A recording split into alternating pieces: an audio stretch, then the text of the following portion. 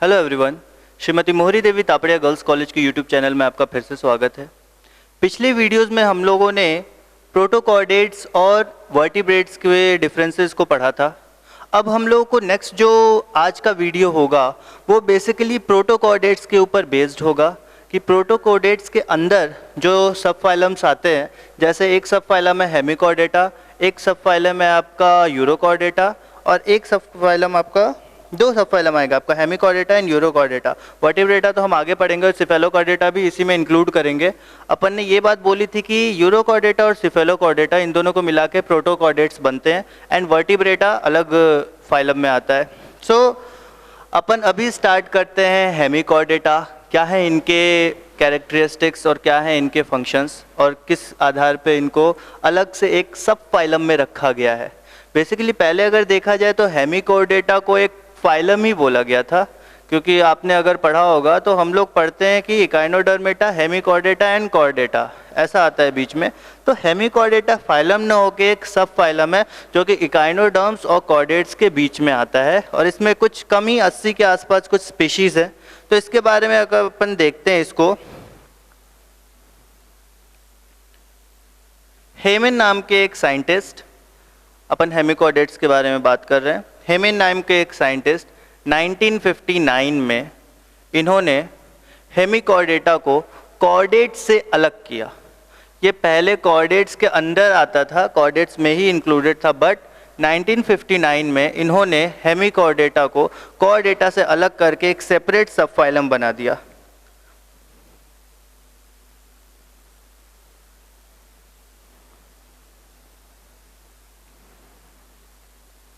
Changed its position and she removed it from the phylum Chordata, and she removed it from phylum Chordata. So Hemichordata 1959 तक chordates का ही एक part था, but after that इन्होंने हेमिन ने Chordata से इसको अलग करके एक सेपरेट सब फाइलम बना दिया। अब इसके अंडर में टोटल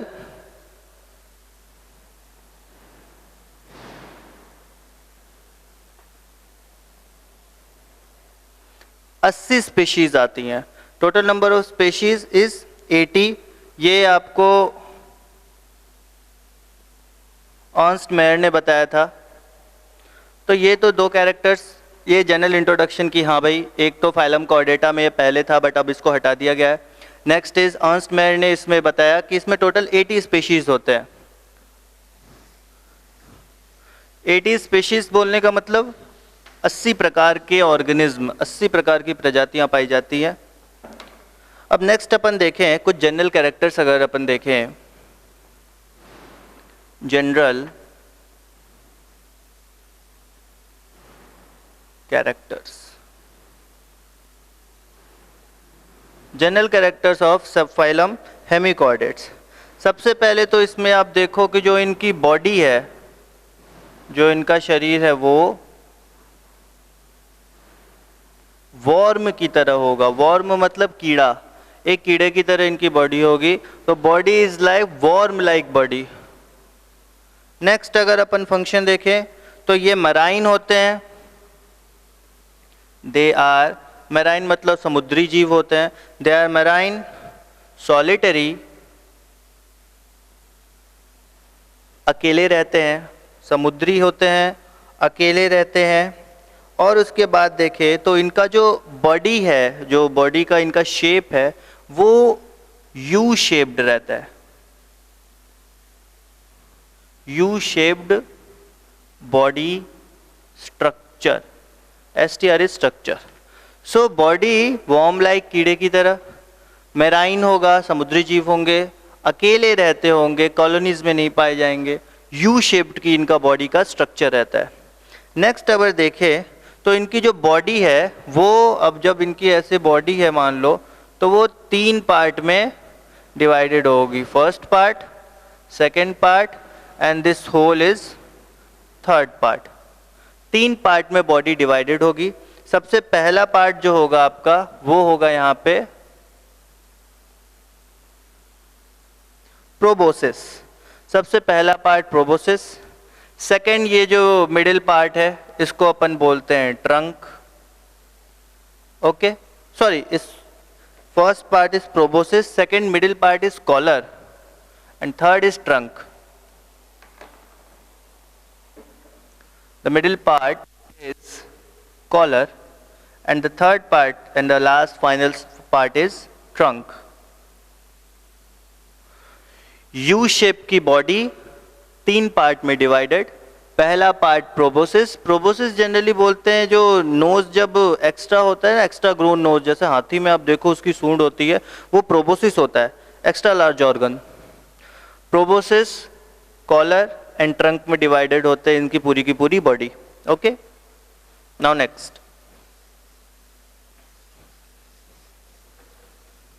नेक्स्ट अपन अगर देखें तो next part is respiratory pigment.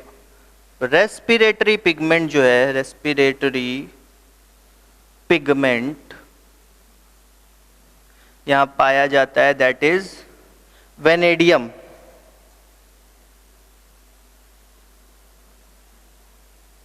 Respiratory pigment is vanadium.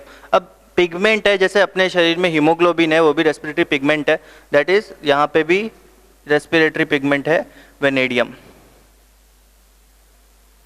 Next अपन देखें तो जो इसमें आपको बॉडी वाल है, body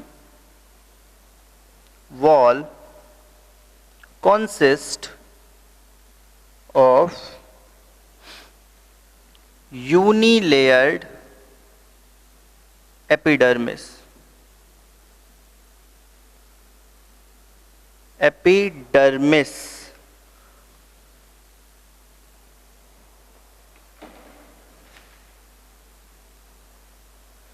epidermis, unilayered epidermis, single layer epidermis होगा बॉडी वाल पे।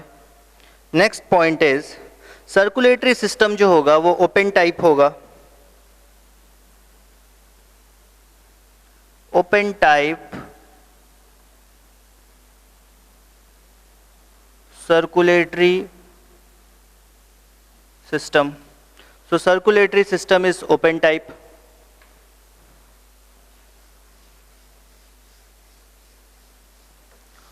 Moving on to the next point. So the next character is post-anal tail. Post-anal tail इस केस में हेमिकॉर्डेट्स में एब्सेंट होंगे। Post anal tail is absent in hemichordata. Next point अगर अपन देखें तो जो इनके एलिमेंट्री कैनाल हैं, एलिमेंटरी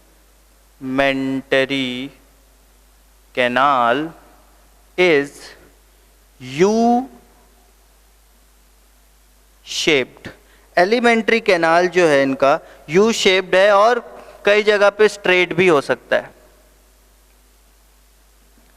अब इनकी जो बॉडी है वो तो अपन ने देखी यू शेप की है, तो एलिमेंट्री कैनाल यू शेप का होगा, तो स्ट्रेट कुछ स्पीशीज में आपको मिल जाएंगे, बट इन जनरल ज़्यादा फॉर्म में आपको यू शेप के एलिमेंट्री कैनाल मिलेंगे। एलिमेंट्री कैनाल मतलब कि अगर माउथ एक जगह है, माउथ टू एनस, ये पूरा पोर्शन एलिमेंट्री कैनाल का होगा, तो माउथ यहाँ पे होगा, एनस अगर यहाँ पे हुआ, ये पूरा आपका यू शेप है, तो एलिमेंट्री कैनाल तो भाई यू शेप में पूरा हुआ। So this is one portion is mouth and other portion is anus. Okay,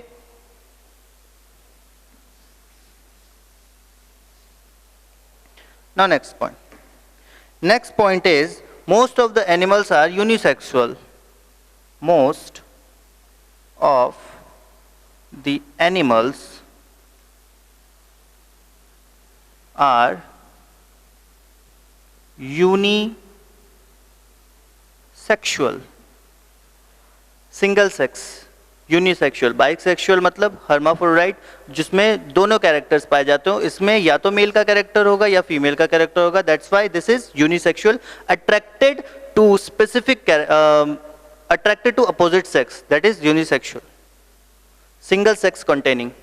next अगर अपन जाए तो सेक्सुअल रिप्रोडक्शन यहां पे प्रेजेंट होता है। Sexual reproduction is present, sexual reproduction यहां पे प्रेजेंट होता है। ओके,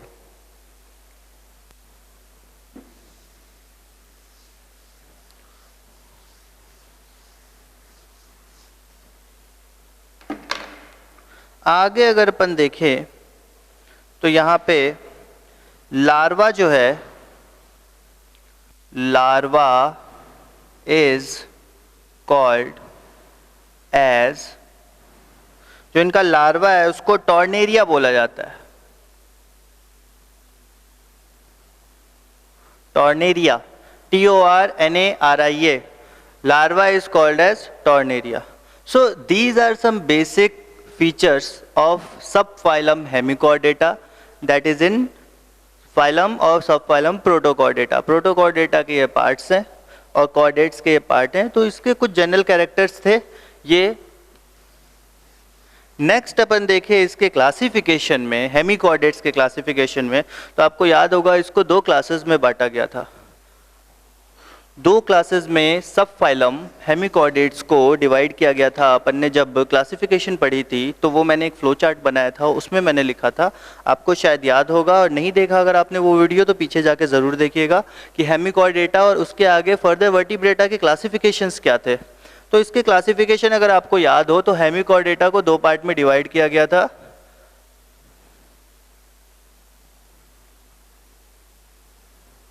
वो देखें अगर,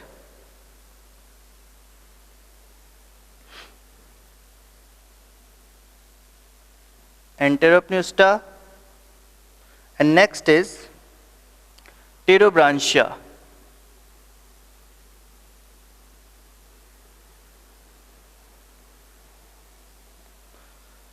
Two classes,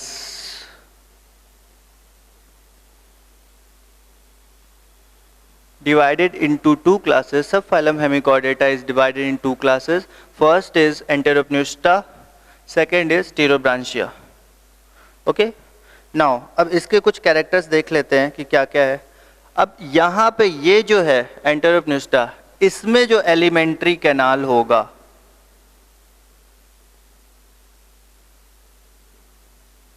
यही स्ट्रेट होगा। यहाँ पे एलिमेंट्री कैनाल स्ट्रेट होगा, सीधा होगा, और यहाँ पे देखें तो एलिमेंट्री कैनाल जो है वो यू शेप्ड होगा। ओके, तो ये फर्स्ट पॉइंट आप लिखो कि एंटेरोप्न्यूस्टा में जो आपका एलिमेंट्री कैनाल है वो स्ट्रेट होगा, टीरोब्रांशिया में जो एलिमेंट्री कैनाल है वो यू शेप्ड होगा। नेक्स्ट पॉइंट कि these enteropneustans are marine, these are marine and solitary.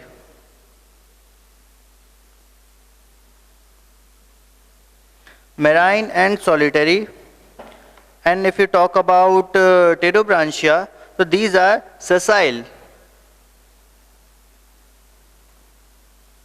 Sessile का मतलब होता है कि अपने पूरे टाइम, लाइफ टाइम वो एक जगह अटैच्ड होकर रहेंगे हमेशा, उनका मूवमेंट खुद से नहीं होगा। हाँ, अगर वो वाटर में है, क्योंकि मैराइन है, वाटर में है, तो पानी का फ्लो आएगा तो पानी के फ्लो के साथ वो बह के मूव कर सकते हैं, बट खुद से वो मूव नहीं करेंगे, वो किसी की जगह पे अटैच्ड होके ही रहेंगे लाइफ टाइम।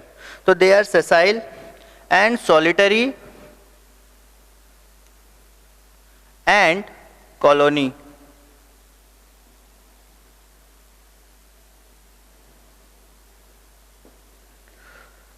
अब यहाँ पे सेसाइल एक जगह चिपके रहना, सॉलिटरी अकेले रहना, या फिर ग्रुप में भी मिलते हैं, कॉलोनियल फॉर्म में भी मिलते हैं। कॉलोनियल भी होते हैं, सॉलिटरी भी होते हैं। सेसाइल का मतलब हो गया always attached to a surface, Okay, so this was the function. Sessile, solitary and colonial also always attached to a surface. Now next अपन देखें यहाँ पे तो कई रिप्रोडक्टिव ग्लैंड्स यहाँ पे प्रेजेंट होते हैं.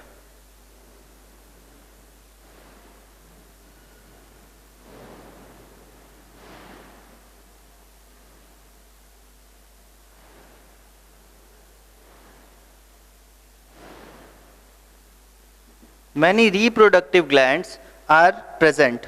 और अगर यहाँ पे अगर देखें अपन टेरोब्रांशिया के केस में तो यहाँ पे जो रिप्रोडक्टिव ग्लैंड्स हैं वो इसके कंपैरिजन में थोड़े लेस होंगे.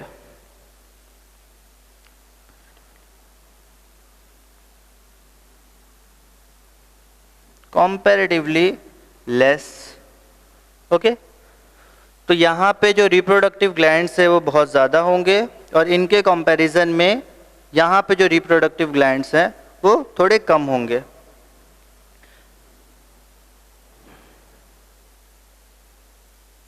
बहुत सारे गोनैड्स यहाँ पाए जाएंगे और यहाँ पे गोनैड्स वन पेयर पाए जाएंगे, सिंगल पेयर, वन पेयर. कई गोनैड्स और यहाँ पे जो है one pair gonads. Enteropneusta many gonads, pterobranchia only one pair. What are gonads? आप लोगों को पता होगा गोनैड्स क्या होते हैं. जनरली गोनैड्स जो होते हैं वैसे ऑर्गन होते हैं जो कि गैमीट प्रोड्यूस करते हैं. Gamete producing organs. Okay, so moving on to the next point. ये कुछ जनरल डिफरेंसेस थे.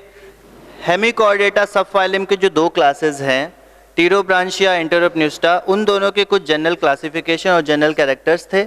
इन सबको आई होप कि आप सबने नोट कर लिया होगा और समझ लिया होगा. अगर इनमें से किसी भी टॉपिक में या किसी भी पॉइंट में आपको कन्फ्यूज़न हो, आप प्लीज़ मुझसे पूछ सकते हैं. You can ask me on in comment section. मैं आपको ज़रूर आंसर दूंगा. सो अगर आपको कोई कन्फ्यूज़न हो आप ज़रूर पूछिएगा. अब अगर अपन नेक्स्ट पॉइंट पे चले, नेक्स्ट सब फाइलम पे चले, तो आपका जो ये सब फाइलम हेमिकॉर्डेटा है वो यहाँ पे कंप्लीट हो गया. अपन ने कुछ जनरल कैरेक्टर्स देख लिए, इसकी क्लासिफिकेशन देखी और इसके जो दो क्लासेस है उन दो क्लासेस के कुछ कैरेक्टर्स देख लिए और कंपैरेटिव स्टडी कर ली. नेक्स्ट अपन हेमिकॉर्डेटा के बाद देखें तो अपन को देखना है यूरोकॉर्डेटा.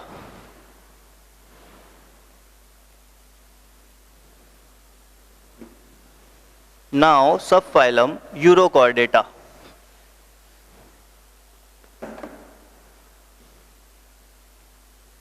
Urochordata. अब अपन यूरोकॉर्डेटा की बात करें तो इसके कुछ जनरल कैरेक्टर्स देख लेते हैं. General characters. ओके, तो what are the general characters of sub phylum urochordata. तो यहाँ पे अगर अपन स्टार्ट करें तो सबसे पहले तो यूरोकॉर्डेटा को ट्यूनिकाटा भी कहा जाता है. सबसे इंपॉर्टेंट चीज ट्यूनिकाटा. इसको या फिर ऐसे पूरा लिखो कि they are also known as Tunicata.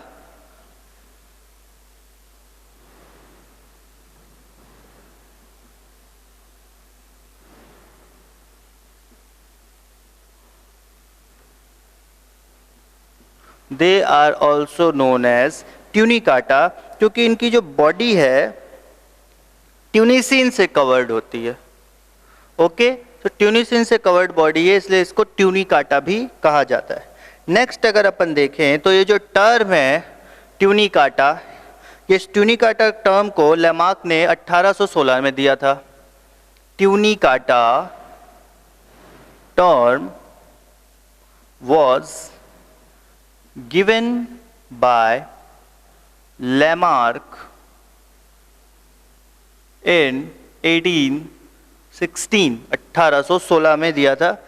11,816 मत लिख लेना इसको, 1816 में दिया था लेमार्क ने. अब इसमें मेयर्स के अकॉर्डिंग इसमें 1600 स्पीशीज हैं. अकॉर्डिंग टू मेयर, इसमें टोटल नंबर ऑफ स्पेशीज 1600 हैं, 1600 ऑर्गेनिजम्स के अंदर पाए जाते हैं। उसके बाद मतलब 1600 टाइप्स ऑफ ऑर्गेनिजम्स में पाए जाते हैं, नॉट 1600 ऑर्गेनिज्म। इनको कॉमनली सी स्क्वाड्स भी बोला जाता है।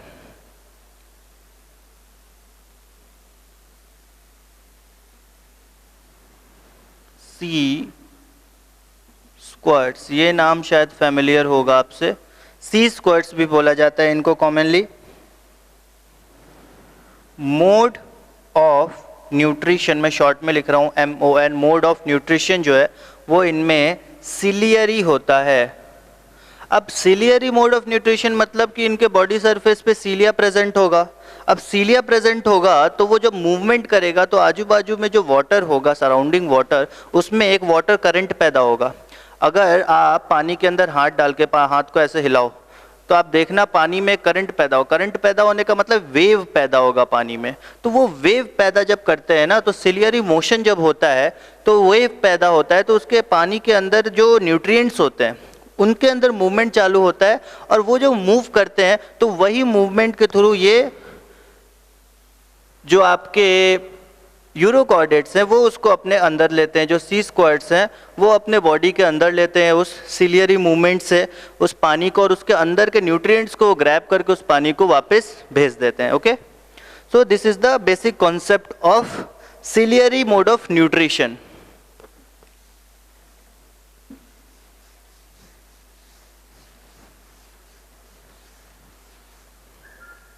नेक्स्ट पॉइंट अगर अपन देखें तो इसका जो ब्लड वास्कुलर सिस्टम है वो ओपन टाइप का होता है। Blood vascular system open type of blood vascular system होता है। नेक्स्ट पॉइंट अगर अपन देखें तो हार्ट जो है वो वेंट्रल पोर्शन पे होता है। हार्ट इज वेंट्रल, वेंट्रल मतलब आगे वाला पोर्शन, फ्रंट फेसिंग पोर्शन को वेंट्रल बोलते हैं। तो heart is ventral. Okay, next point is जो बॉडी है वो अनसेगमेंटेड होती है। अनसेगमेंटेड, सेगमेंट्स में डिवाइडेड नहीं होती है। So body is metamerically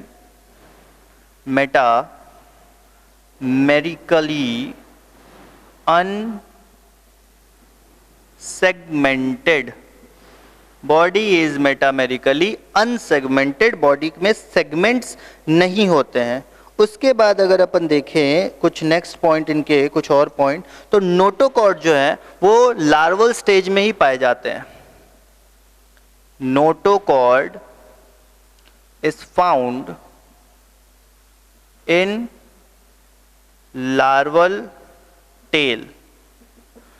larva के टेल में ही पाए जाते हैं, सिर्फ लार्वल स्टेज में पाए जाते हैं ये, इनके अंदर जो नोटोकॉर्ड होते हैं। और इसमें भी रेस्पिरेटरी पिगमेंट वेनेडियम प्रेजेंट होता है।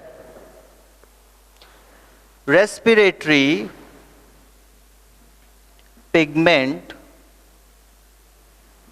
Vanadium is present.